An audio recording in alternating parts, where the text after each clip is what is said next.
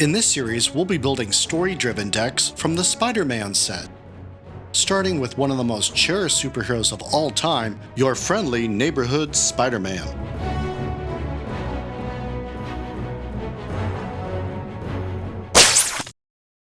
Peter Parker is first introduced to us in the Amazing Fantasy 15, where he's bitten by a radioactive spider and gains its powers. It's not long after in the same issue that we learn that he could have prevented his Uncle Ben's murder. This motivates him to fight crime and become the Spider-Man that we know today. And he's gone on to lead his own comic series ever since. If you aren't already familiar with Ultimate Deckcrafting, I invite you to watch our intro video. I'll provide a link in the description below. But the general idea is that we want to take all the cards from a set to see if we can build decks that are true to the source material, without really leaving any of the cards out, and also assigning them to the fewest decks possible. This way, every card fits neatly and tells its part of the story. This, I think, would be the ultimate collection. We call this deck crafting.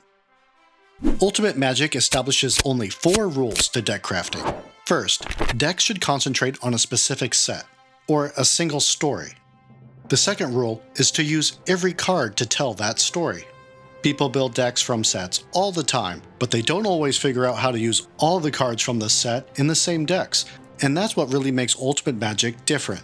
Rule 3 is pretty central. You'll have to rely upon your creativity and discretion to build decks that are true to a story using your knowledge about the characters and themes. And for the last rule, you can build Ultimate Magic as a sandbox for casual play, but try not to invent your own game here. Still try to make these decks legal in Commander and Standard formats. And when addressing a particular card, think, what would Wizards want me to do to be a good steward of this card? Okay, for this deck, I'm using Gamegenic card sleeves in a matte finish. The deck box is an Ultimate Guard 100 Plus Xenoskin Sidewinder in Spider-Man's red and blue colors. The outside is blue, with the sides and internals in red. This deck is 4 colors: white, green, red, and blue. I really wanted to have a more consistent 3-color deck, but ultimately I settled on adding a 4th color, red, to fill out the deck and give it more Spider-Man flavor.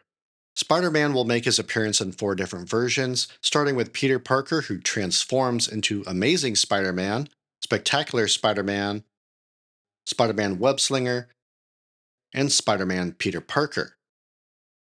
Spider-Man Peter Parker is the deck's key synergy piece. He's a 5 mana cost 4/4 Spider-Human hero creature with flying. Whenever you gain life, you can put a +1/+1 counter on target creature you control, and it gains indestructible until end of turn. I think this accurately embodies Peter's most defining trait, protecting others. We're going to need 2 of these in the deck. The next linchpin is Peter Parker, who's a 2 mana cost 0/1 human scientist hero.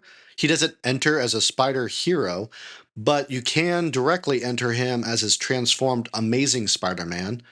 But if he enters, you create a 2/1 green spider creature token with reach, so you do get a spider, and then you can transform him for 4 into the Amazing Spider-Man later.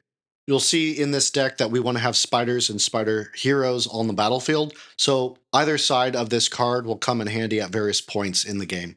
And when you have Amazing Spider-Man on the battlefield, he'll give web slinging to our Spider-Man Peter Parker card. Spectacular Spider-Man is another potential flyer in this deck, but you can also bring him in with Flash to protect another creature with hexproof and indestructible until end of turn. Spider-Man Webslinger will be a reliable creature that comes in as a 3/3 for 3 mana, or you can bring him in on web slinging for just 1 planes. Our first 1-drop will be Aunt May, who generates life whenever a creature enters, and she also generates counters on our spiders. The next one is Radioactive Spider. That's a 1/1 reach death touch spider.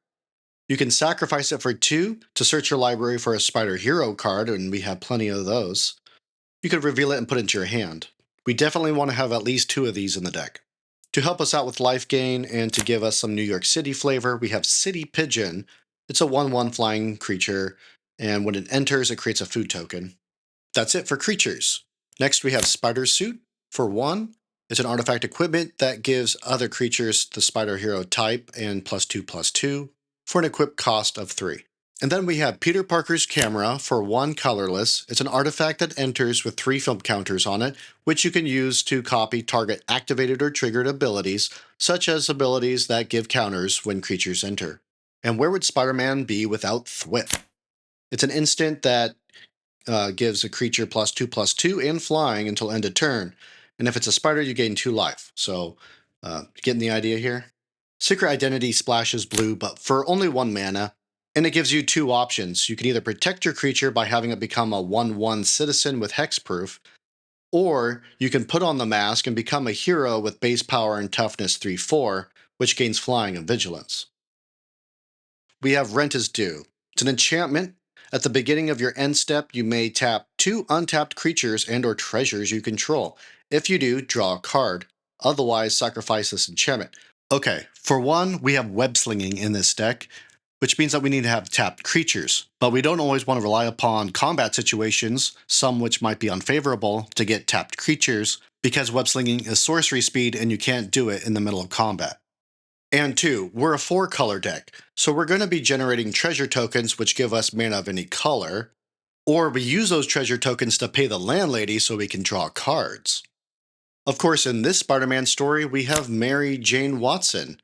This is our first 2-drop creature. She's a 2/2. Whenever a spider you control enters, draw a card. So it's another way to draw cards in the deck, and it has to enter already as a spider type. So our stereotypical Peter Parker or Aunt May is not going to help us out here, but it'll be a good idea to bring her out soon after those. Cheering Crowd's an interesting one. It's a 2 mana. You could use either red or green. It's a 2/2, but it can get stronger and become an annoyance for your opponent, even though it does help them out a little bit with mana, but it buys you some time to get the mana out that you need and to set up the board. Alright, Captain, what we got? 1/1 Human Detective for 2, but he enters with a +1/+1 counter on him, so he's kind of like a 2/2, but he can give his +1 counters to other creatures. They don't have to be spiders or heroes.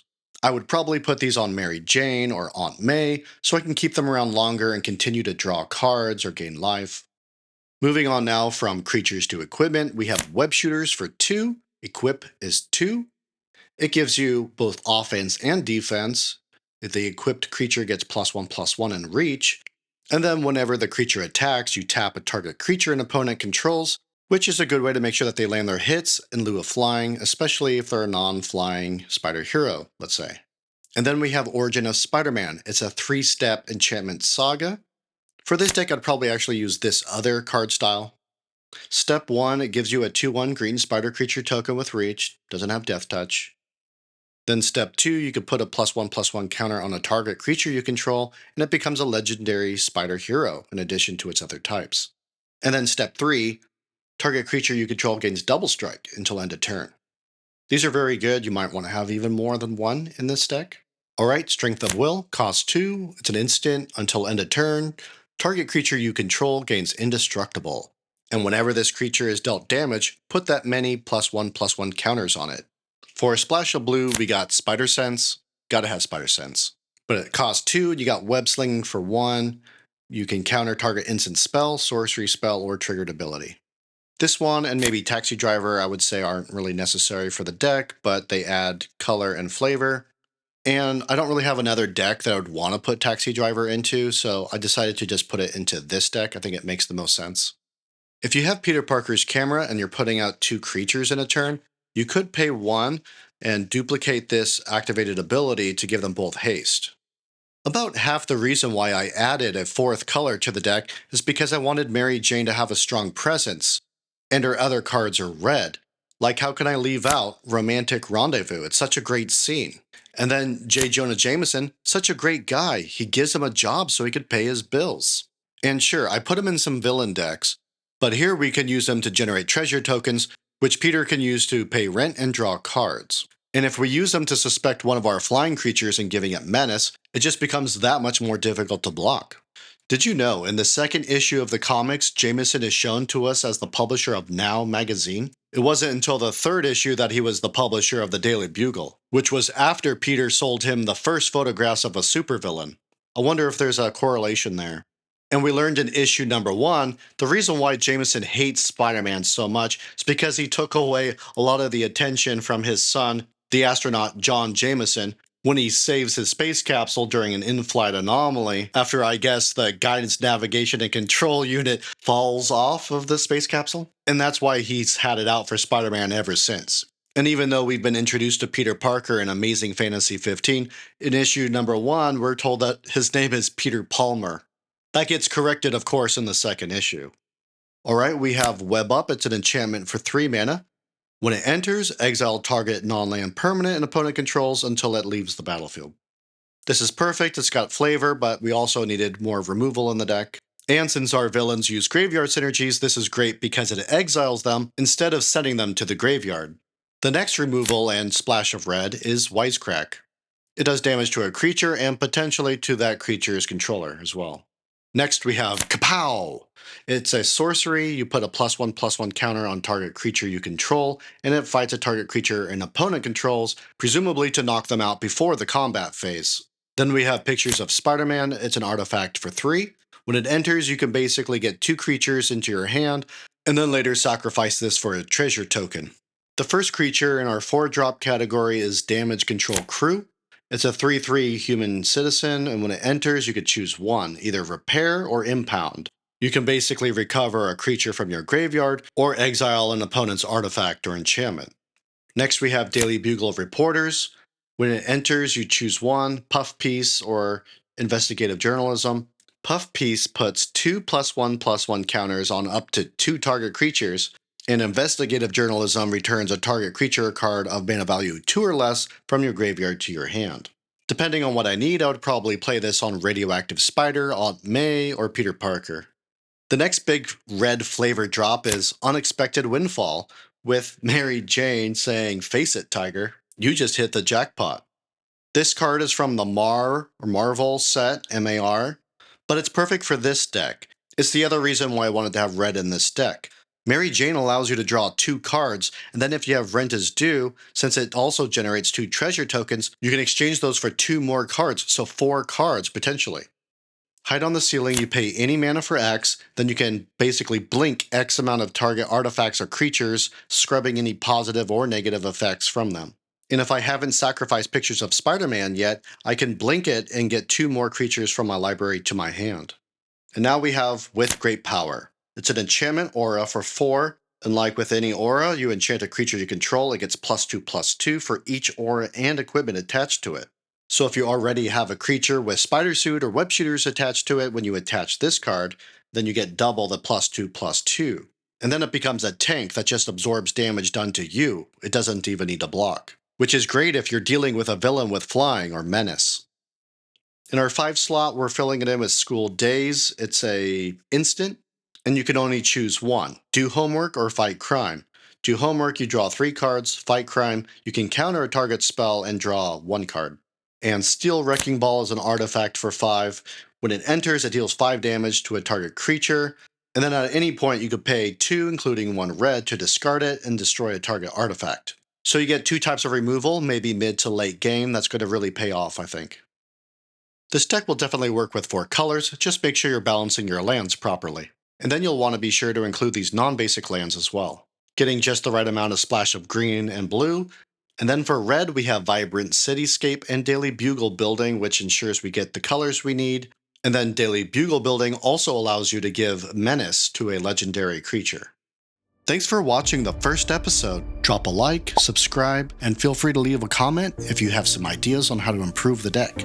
In the next episode, we're going to craft the Goblins deck, featuring the Hobgoblin and Norman Osborn as the Green Goblin. And then we're going to face them off against Spider-Man. As with all of our decks, we'll battle heroes versus villains to see which emerge victorious. See you in the next episode. Ultimate Deckcrafting is ultimate magic.